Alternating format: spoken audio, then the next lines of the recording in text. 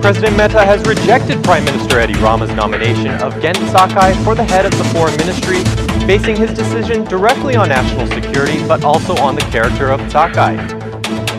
In recent days, as temperatures have dropped below freezing, residents of the capital who have traditionally used electricity or gas for heating their homes have turned to wood, thereby increasing the demand. Students of the Faculty of Law stayed isolated inside the university faculty and said that they will continue this form of protest for 24 hours.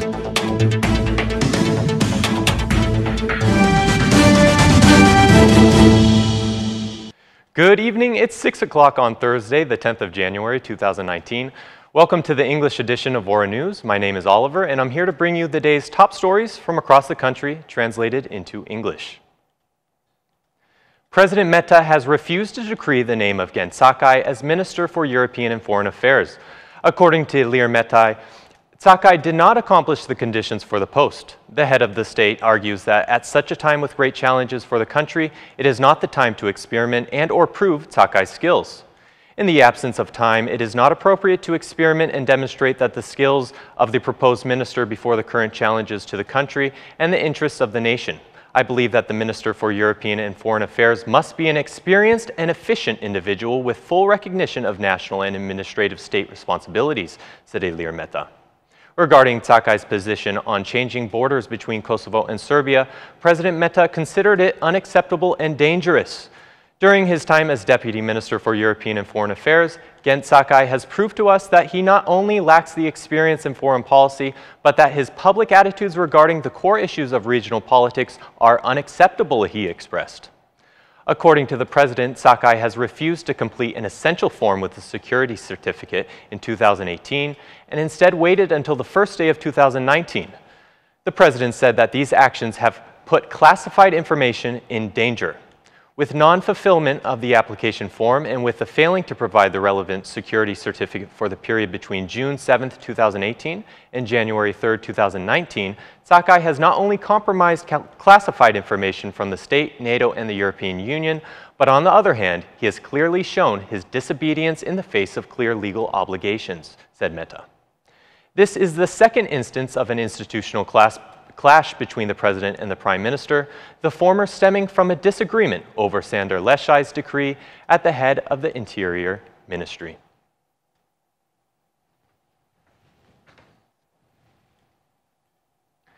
Tirana residents are facing the frigid temperatures in different ways, from electricity to gas to wood and blankets. Traders say sales have fallen this winter, while citizens say that heat is expensive. During these frigid days of early January, the main concern for Albanian families continues to be heating their households. In a country where infrastructure is lacking, citizens must choose an alternative method for heating. Wood stove dealers say that this year sales have fallen compared to the previous year, while pointing out that citizens increasingly prefer this heating method.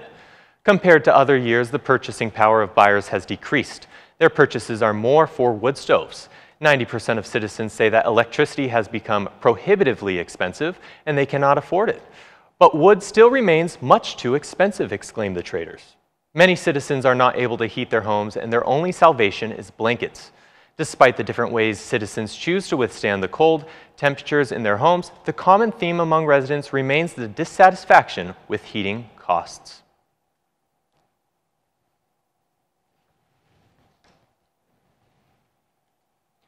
The city of Shkodër is facing many weather-related problems. The snow precipitation that affected the northern capital 2 days ago has led to many problems with traffic circulation in the city, as well in national axes and mountainous areas. The municipality of Shkodër failed to manage the situation except for deploying several snowplows and shovel workers who tried to remove the snow in the center of the city and along a few main segments of road. Drivers have lost control of their vehicles due to the slippery conditions, and over 30 car crashes have been registered in the past 2 days. There are also hazardous sections of black ice in the sidewalks, in which most of them are covered by snow, creating difficulties for pedestrians. According to the Albanian Road Authority, the northern region has been reminded to send snowplows for clearing the streets of snow and to intervene in the 2 city rings. The civil emergency headquarters in the region has not even said a single word about the situation. From the recent reports out of Theth, the road to Breglumi remains blocked, as well as in the road segments near Kirmali Shoshit, where the thickness of the snow exceeds 80 centimeters. The administrative units of Pult and Shosh in Dukajin remain without any healthcare services. Even in the administrative unit of Kelment, the precipitation of snow has not stopped, and the thickness of snow has now surpassed 1 meter. There are 28 schools in the municipality of Shkodër and Vauideias that have not held lessons, while the city of Shkodër student participation remains low and staff hours have been reduced. The situation is worsened by heavy snowfall and low temperatures, even in Puka, where the depth of snow exceeds 70 centimeters.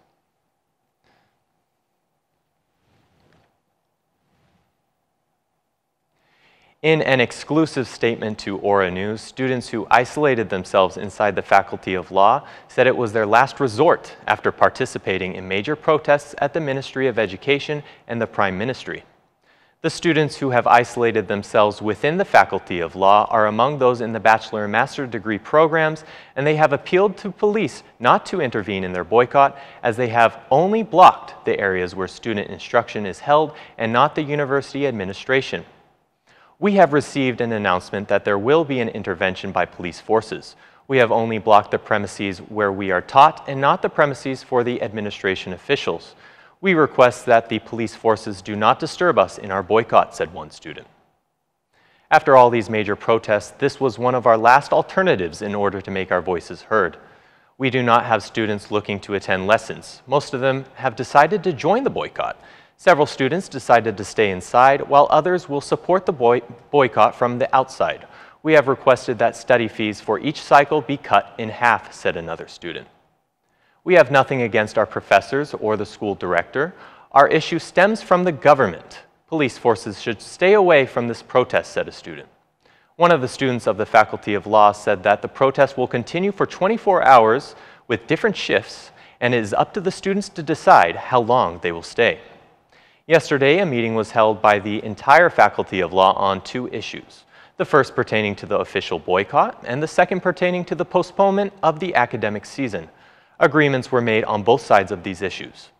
Regarding our boycott of isolating ourselves within the faculty, we have decided together that we will remain inside the faculty until all of our requests are met, exclaimed a student. When asked if the students were considering a hunger strike, he had the following answer. The hunger strike will be considered our last option, but it's an option that has its own consequences. If our demands are not met, we can go that route, because for a cause like this, we would do it.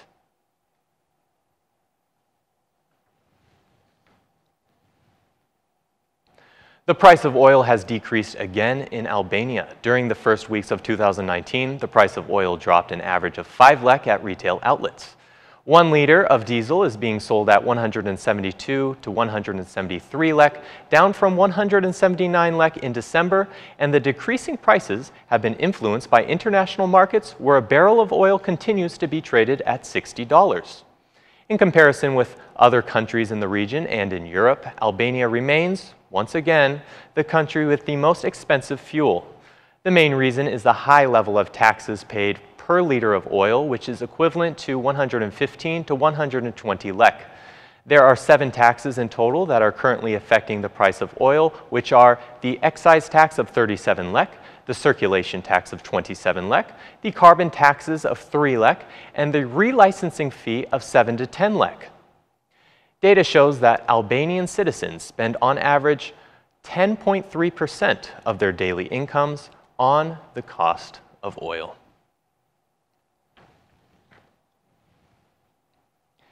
And that's the news from across the country today. Thank you for watching our English edition this evening.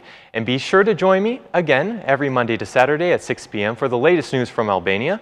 Once again, on behalf of Aura News, thank you and have a good night.